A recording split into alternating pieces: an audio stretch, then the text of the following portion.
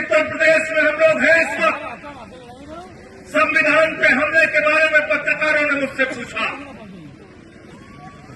संविधान हमको सम्मान के साथ जिंदगी जीने की गारंटी देता है, लेकिन जब हम पढ़ते हैं काकोरी में पासी समाज के एक 70 साल के बुजुर्ग को मंदिर की सीढ़ियों पे पेशाब चटवाई गई, जब हम पढ़ते हैं कि बुलंदशहर में सीआरपीएफ के जवान को शादी में घोड़ी पर नहीं बैठने दिया गया, जब हम पढ़ते हैं कि एटा के अंदर मैनपुरी के अंदर एक कथावाचक की छुट्टियां काट ली गई, जब हम पढ़ते हैं कि उत्तर प्रदेश में पिछड़े वर्ग के लोगों का शिक्षक भर्ती में आरक्षण खा लिया गया, दलितों का आरक्षण खा लिया गया और सरकार खामोश रहती है, चुप रहती है, तब हमको लगता है देश के संविधान पे खतरा है, देश के संविधान को ये लोग कुचलना चाहते हैं,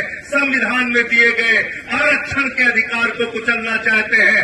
जब हम देखते हैं हमारे बच्चों के लिए पढ़ने वाले सरकारी स्कूल बंद किए जा रहे हैं, जब हम देखते हैं सरकारी स्कूलों में मिड डे मील के लिए नमक और रोटी दी जा रही है, नमक और भात दिया जा रहा है, तब हम ये समझते हैं कि संविधान में दी गई शिक्षा की गारंटी को, आरक्षण की गारंटी को ये लोग खत्म करना चाहते हैं।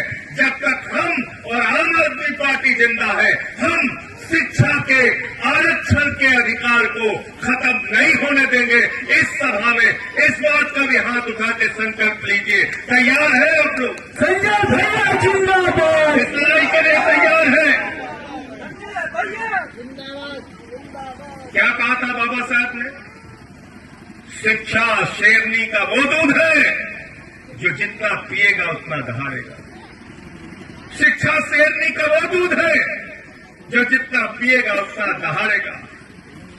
लेकिन मैं जौनपुर गया था, वहां दलितों की बस्ती में एक बना हुआ सरकारी स्कूल बंद कर दिया गया। मैं कई गांवों का दौरा किया, मैं आगरा गया, एटा गया,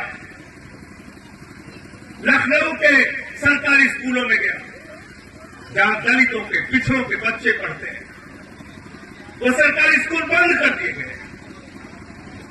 कई माताओं ने शिकायत की आकर के हमारे बच्चों से कहा जाता है कि अरे ये तो दलितों के बच्चे पढ़ लिख लेंगे तो क्या कर लेंगे, करना तो मजदूरी है। ऐसे अपमानित किया गया।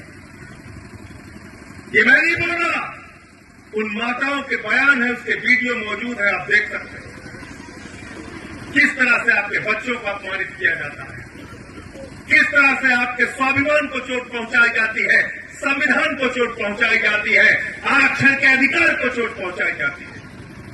और आपसे क्या कहा जाता है? हिंदू मुसलमान के नाम पे, हिंदू मुसलमान के नाम पे झगड़े करो, मुसलमानों से लड़ जाओ पिछड़ो, मुसलमानों से लड़ जाओ दलितों, मुसलमानों से लड़ जाओ तुम लोग।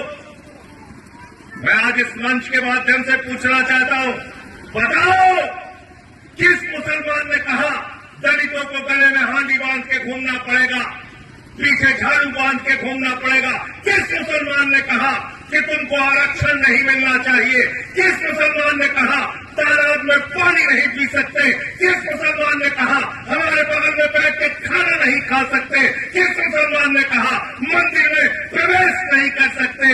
अरे आपके दुश्मन वो लोग हैं जो आरक्षण का विरोध करते हैं, जो मंदिर में तुम्हारे प्रवेश का विरोध करते हैं, जो दलित को घोड़ी पर बैठने का विरोध करते हैं। तुम्हारा दुश्मन मुसलमान नहीं है, याद रखना। ये मैं आपसे कहने के लिए आया। जिंदाबाद जिंदाबाद।